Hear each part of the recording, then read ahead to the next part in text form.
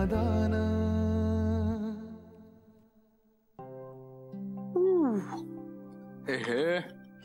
या पिझ्झा का खात असते दरवेळी? मी 100 वेळा सांगितलंय मी हरले आता. खा ना तू पण. तूच खा. No pizza. हा हे घे ग्रीन टी.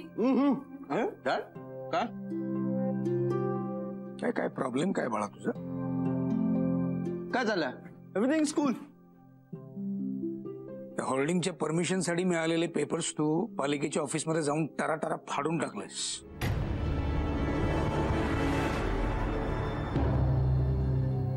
असं मला कळलंय. मी आता सांगत होतास. हो का? कोण कोण आहे? कोण हा कीर्तन आहे? हो इज ही? ऍक्च्युली डॅड ते का मूर्खपणा का केलायस तू? हा या होल्डिंगची परमिशन मिळवण्यासाठी आपण काही एक पैसे खर्च केलेत, कळतंय तुला? नो डॅड, पण डॅड, दादाला ना बिझनेस पेक्षा हल्ली कीर्तनांची जास्त चिंता आहे. त्यांना इम्प्रेस करायलाच त्यांनी हे उद्योग केले असतील. Excuse me Kitu, we are talking business. आणि बिझनेसची चर्चा चालू असताना, आणि खास करून माझ्या बाबतीत असेल ना, तर मध्ये कोणीही बोललेलं मला आवडत नाही. बघितलंत ना डॅड, त्याला बोलून ना काहीच उपयोग नाही. एक तर तो स्वतःही सांगणार नाही आणि मलाही सांगू देणार नाही. Kitu, will you please shut up? काय चाललंय तू? एक तर तू काही खरं सांगत नाहीयेस, बोलत नाहीयेस, आणि ती काही सांगायला जाते तिला गप्प करतोस. काय चाललंय तुझं? बघ डॅड, कोणाला इम्प्रेस करण्याचा माझा अजिबात हेतू नव्हता. फक्त आपल्या त्या परमिशनमुळे सदाशिव कीर्तने त्यांच्यासारखा एक प्रामाणिक माणूस दुखावला जाणार होता. तेवढे पण मागच्या वेळी याच सदाशिव कीर्तनेमुळे तुला परमिशन मिळाली नव्हती होर्डिंगची, बरोबर? I know. मग आता तो दुखावला गेला, काय फरक पडतो तुला? काय देणं घेणं आहे तुला याच्याशी? आपल्याला आपला बिझनेसशी मतलब आहे, बस. That's all. Come on dad, या अख्ख्या जगात तो एक माणूस प्रामाणिकपणे काम करतोय, तर आपण त्याला सपोर्ट न करता त्याला दाबतोय, सिस्टमचा गळा चिपतोय. I mean what? अरे पण म्हणून आपण आपल्या बिझनेस मध्ये लॉस पत्करायचा? आपणच? आणि प्रत्येक वेळी प्रॉफिट आणि लॉसचीच गणितं मांडायची असतात. एक माणूस म्हणून. कार्तिक, काय चाललंय तुझं? काय ऐकते मी हे सगळं? तू बिझनेस बद्दल किती प्रोफेशनली विचार करतोस ते मला माहितीये. तुझी डेव्हलपमेंट मी बघत आली. एखाद्या गोष्टीबद्दल एवढा इमोशनल विचार करू शकशील असं मला वाटलं सुद्धा नव्हतं रे. You right mom. मग मागे डॅडला टेक्सटाईल बिझनेस मध्ये लॉस झाला होता, तेव्हा त्यांनी जुन्या कामगारांना कामावर ठेवलं होतं. सो तेव्हा ते इमोशनल नव्हते. आजोबांनी कामगारांच्या वेलफेअरसाठी लॉस सहन केला. बिझनेस डिस्प्यूट पीक लेवलला असताना ह्या लोकांनी कामगार जपले. डॅडनी, आजोबांनी आयुष्यभर माणसं जोडली आहेत, तेव्हा ते इमोशनल नव्हते. आणि मी आज त्यांना फॉलो करतोय. तू सुद्धा जर का हीच परंपरा चालवत राहिलास तर आपल्या बिझनेसचं काय होईल याचा अंदाजा येऊ शकतो ना तुला? Come on Maugham. Dad, I mean एक होल्डिंग न लावल्यामुळे काही खूप नुकसान होत नाहीये. आणि मी इतरही ठिकाणच्या होल्डिंगचे परमिशन्स घेतलेले आहेत. सो डोंट वरी. काही फायदा नाही, काही फायदा होणार नाही त्याचा. याची दुसरी जागा म्हणतोयस ना तू, त्या जागी होल्डिंग लावलंस तर रस्त्यावरचं कुत्र सुद्धा ढुंकून बघणार नाही त्याच्याकडे. मग मी ते होल्डिंग अशा पद्धतीने डिझाईन करेन ना, रस्त्यावरचा प्रत्येक माणूस फक्त त्याच होल्डिंग कडे बघेल. कार्तिक बाळा, काय चाललंय? Dad please leave it up to me. सोडून द्या ना. डॅड, प्रत्येक गोष्ट आपल्याला अशीच सोडून द्यावी लागणार आहे. दादा ना कीर्तनांसाठी आपला बिझनेस पण सोडेल. किटो, मोठा भाऊ आहे ना तुझा, तो मरे मरे बोलू नको, शांत राहा जरा. आणि बिझनेस विषयी बोलताना अजिबात बोलायचं नाही. शांत रहा प्लीज. डैड, ये बिजनेस का नहीं दिल का मामला है. और इसके दिल का रिमोट कंट्रोल किसी और के हाथ में है। कार्तिक, कार्तिक पण काय तू आम्हाला काहीच सांगत नाहीयेस? या बाबतीत माफ करणार नाही मी तुला, अजिबात अजिबात. Dad, you trust me? Maugham, you trust me? So वेळ आली की मी नक्की सांग. ओके?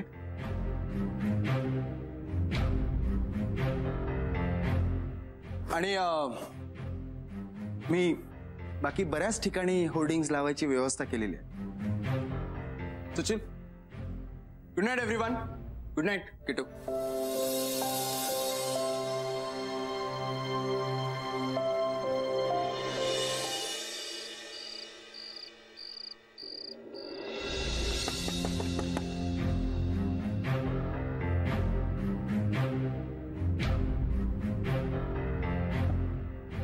तुला मी मागच्या वेळेस सुद्धा सांगितलं होतं आणि आपलं ठरलं होतं की गायत्री बद्दल डॅडला काही सांगायचं नाही, तरी पण तू शानपणा केलास ना. काय प्रॉब्लेम काय ग तुझा? गायत्री, हाच माझा प्रॉब्लेम आहे. आणि तू मला नाही सांगायचा काय बोलायचं कसं बोलायचं ते. तू तुझ्या कामाकडे लक्ष दे. Oh really? तू सांगणार मला माझ्या बिझनेस बद्दल आणि तू शिकवणार मला माझ्या बिझनेस बद्दल? ऑब्व्हियसली. तुला कळत नसेल तर मला पहिले आहे ना जरा स्वतःचा अभ्यास नीट कर आणि चांगले मार्क्स मिळव. हॅलो, मी नेहमी फर्स्ट क्लासनी पास होते. Okay, that's enough for you. बाकीच्या सगळ्या मुली 80-90% मिळवतात. मागच्या वर्षी गायत्री अख्ख्या कॉलेजमध्ये पहिली आली होती, माहितीये? त्या गायत्रीची आणि माझी कंपॅरिझन करू नको. हो हो प्लीज. गायत्री आणि तुझी कंपॅरिझनच नाही होऊ शकत. तेच मी म्हणतेय, कारण तुला नाही नेहमी बरोबरीच्या लोकांशी होते आणि तिला माझ्या नखाची विसर नाही. अँड डोंट फॉरगेट, मीही राजहंस. प्लीज प्लीज, मला नको शिकूस हे सगळं राजहंस वगैरे. इथून पुढे एकच गोष्ट लक्षात ठेव की माझ्या आणि गायत्रीच्या मध्ये यायचं नाही. नाहीतर काय? ए, नाहीतर काय? बोल ना. नाहीतर बाळा किट्टू, मलाही तुझे बरेचसे सिक्रेट्स माहिती आहेत. सिक्रेट्स? माझे कसले सिक्रेट्स नाही आहेत. अरे मेरी प्यारी बहनिया, इतना मत शर्मा. याद कर, Manoj Verma.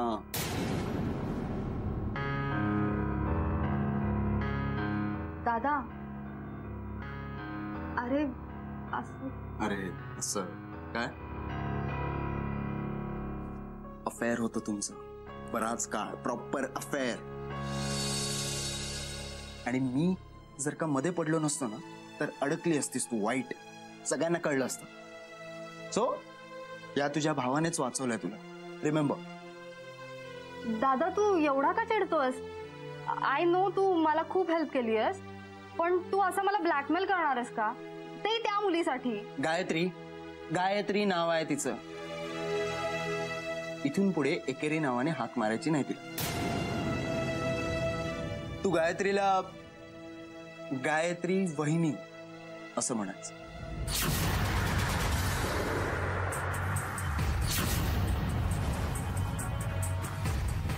Good night.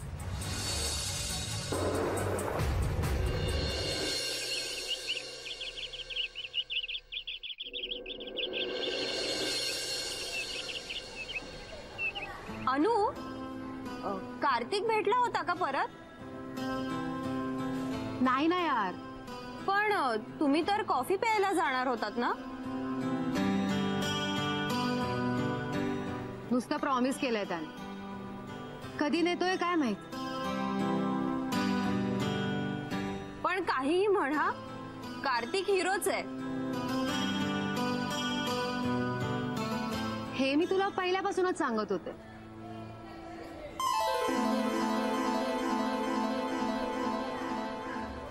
Waiter दादा,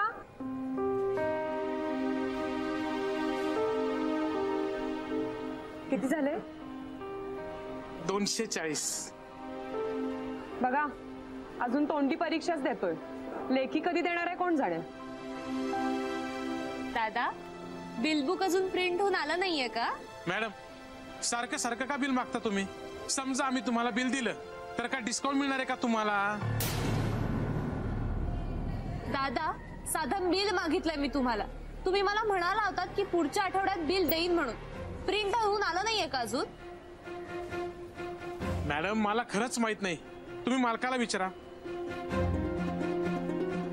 नाही नको. गायत्री सोड ना, कशाला उगाच बिचारायला त्रास देते यार. अगं नोकरदार माणूस तो. हे घ्या. अजून काही गरज होती का? Gayatri it's okay. It's okay. काहीतरी चिल यार. आणि आज तुझा टर्न नव्हता ना. अगं पण म्हणून काय झालं? बिल हवंच ना. Okay stop it. ओके बस झालं. आता दिलत ना पैसे, तू कशाला त्याच्यावर एवढं डिस्कशन तू पास.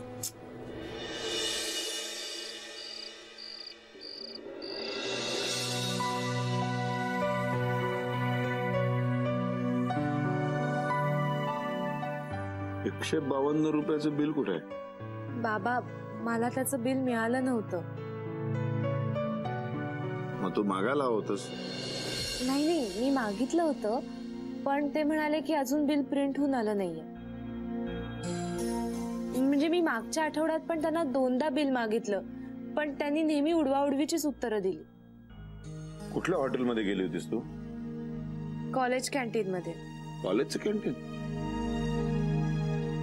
पण म्युन्सिपाल्टीच्या कायद्यानुसार त्यांनी बिल द्यायला हवं. मला माहितीये बाबा, पण हे त्यांना सांगून काहीतरी उपयोग व्हायला हवा ना. परवा दिवशी अनुलाही बिल दिलं नाही त्यांनी. इव्हन मी भांडलेही त्यांच्याशी, पण काही फरकच पडला नाही त्यांच्यावर.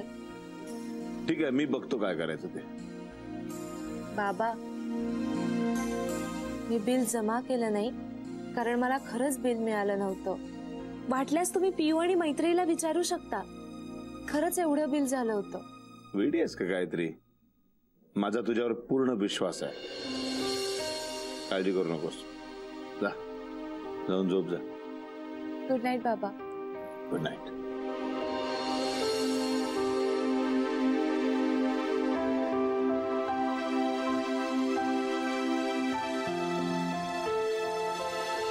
फेब्रुवारी या वर्षाचा आणि मागच्या वर्षाचा एकत्र मेल केलाय. जो मागच्या वर्षातले काही बॅलन्सेस होते तर त्यांनी या बॅलन्स शीट मध्ये ते ऍड केले. मला कळत नाही, तू हे आत्ता करतोयस. It's too late. नाही डॅड, ऍक्च्युली त्यांनी फेब्रुवारी मध्ये मेल केला होता, पण काही कारणास्तव मी हा काय ग? तुमचं बिझनेस डिस्कशन झालं असेल तर मी काहीतरी बोलू? ओ मॉम, सॉरी, प्लीज कट. हो, आय एम सॉरी. बोल बोल बोल बोल. अजय, मला एक पार्टी अरेंज करायची. पार्टी कशासाठी? कारण नंतर डिसाइड करायचं, आधी पार्टी अनाउन्स करायची. Okay okay. बरं ऐक, मला ना 10 लाख सुद्धा लागतील.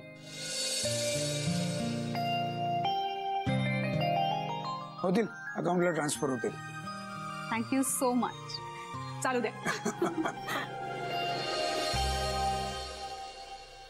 हा, तर कुठे होतो आपण? हा dad listen, I am extremely sorry. काही नाही डॅड, मी फेब्रुवारी मध्ये त्याला रिवर्ट केला नव्हता, सो आता रिवर्ट करतो आणि होईल आय गेस मार्च एंडिंग. काय काय एक्झॅक्टली तुझ्या मनात काय चाललंय? बॅलन्स शीट आणि मार्च एंडिंग. प्रेमात पडलायस? हा, कुठल्या मुलीच्या? मी काय काही बोलतोय सर डॅड? कधी काय? एक मिनिट, इकडे इकडे इकडे माझ्या डोळ्यात डोळे घालून बोल माझ्याशी. काय काय सांगू? नाही, काहीतरी गडबड आहे नक्कीच. नाही म्हणजे त्याला माझी काही ना नाहीये. हे वय आहे तुझं, काहीच प्रॉब्लेम नाही. पण आपल्या बिझनेस कडे दुर्लक्ष करून इट्स नॉट फेअर.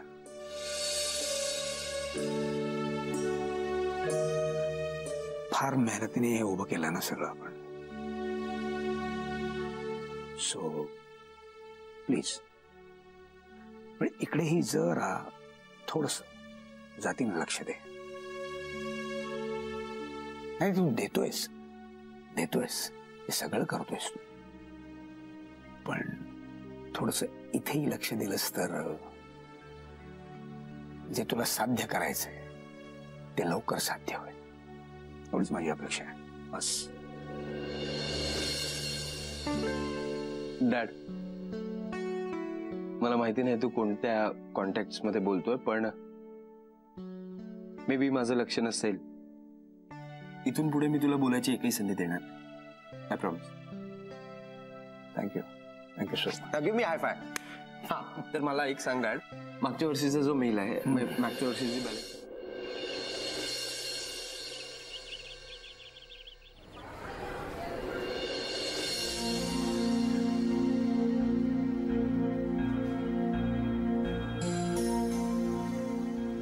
साहेब, तुमची ऑर्डर. किती झाले पैसे? साहेब, 152 रुपये. अच्छा, बिल घेऊन या आणि पैसे घेऊन जा. साहेब, असं छापील बिल ठेवत ना आपण. का नाही ठेवत? बरं, मी काम करा, मालकाला बोलवून घ्या. अहो साहेब, मालकाला कशाला, जाऊ दे की. आता तुम्ही बिलही देत नाही, मालकालाही बोलवत नाही, काय करणार? बिल दिल्याशिवाय पैसे मिळणार नाही.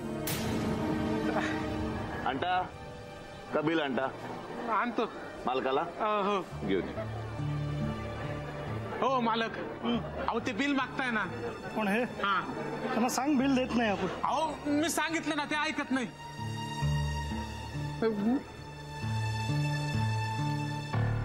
नमस्कार. नमस्कार. काय अडचण आहे काही? काय नाही, 152 रुपये झालेत. मी त्याला म्हटलं मला छापील बिल दे, मी पैसे देतो. नाही, कसं आहे, आपण प्रिंटेड बिल ठेवत नाही, कारण हे कॉलेजचं कॅन्टीन आहे, 5 स्टार हॉटेल नाही आहे. हो, पण महानगरपालिकेच्या नियमाप्रमाणे तुम्हाला बिल हे द्यावंच लागेल.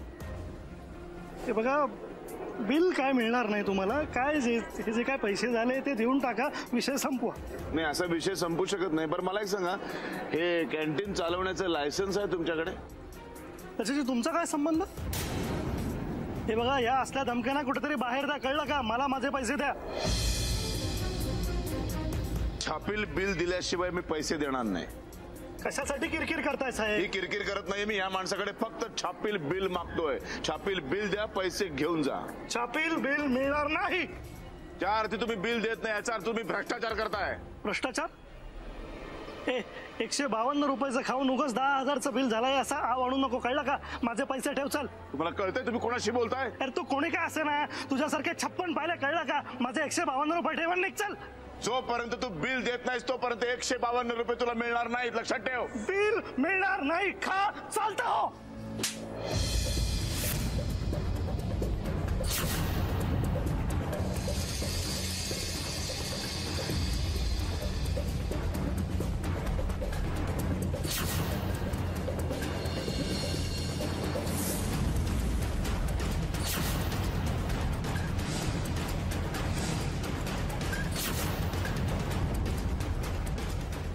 मी यांची पोलिसात तक्रार करणार आहे आता. कुठे जायचं तिकडे जा आणि तिकडे तक्रार कर जा.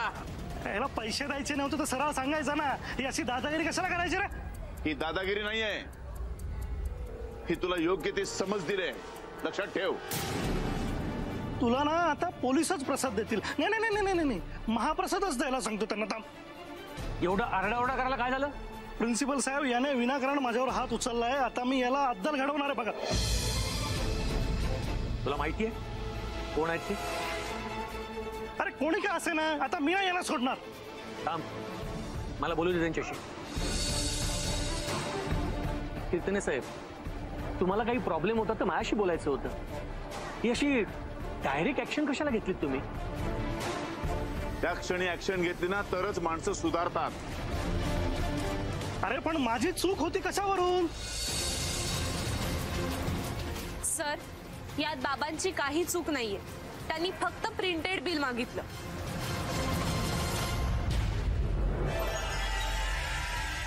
हो सर, त्याने बिल तर दिलंच नाही, उलट काकांशीच उद्धटपणे बोलत होता. सर, आणि कधीही यांना बिल मागितलं ना तर नेहमी उडवाउडवीची उत्तरं देतात. मला सांगा, हे कॅन्टीन तुमच्या कॉलेजच्या अंडर येतं? हो. त्यांना कॅन्टीन चालवायला परवानगी देताना तुम्ही चौकशी केली होती? होय. सगळी कागदपत्र तपासली होती? हो. नीट विचार करून उत्तर द्या. तपासली होतीत? नाही. हा, या माणसाकडं फूड लायसन्स नाहीये. उद्या यांच्या कॅन्टीन मधलं काही खाल्ल्यामुळं या कॉलेजमधल्या कुणाही विद्यार्थ्याला जर विषबाधा झाली तर त्याला जबाबदार कोण?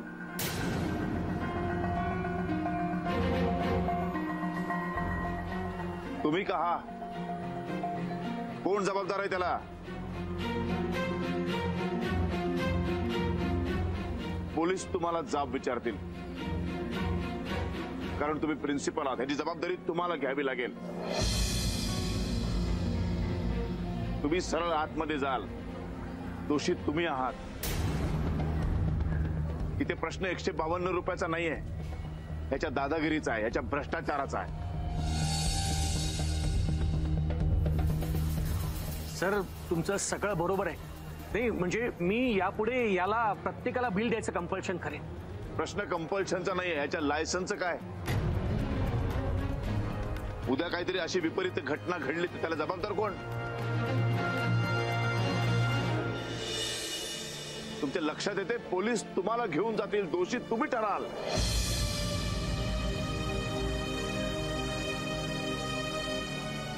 सर म्हणजे ऍक्च्युली याला ट्रस्टीने अपॉइंट केलंय. हो बरोबर आहे, पण पोलीस पहिल्यांदा तुम्हाला जाब विचारतील. याची जबाबदारी तुमच्यावरती येईल. सर, तुमच्या लक्षात येते? सॉरी सर, म्हणजे मी याचा विचारच केला नव्हता. मी लगेच ट्रस्टीला कळवतो. नुसतं कळवू नका, याच्यावरती कारवाई करा. याची परवानगी काढून घ्या. सर चल रे.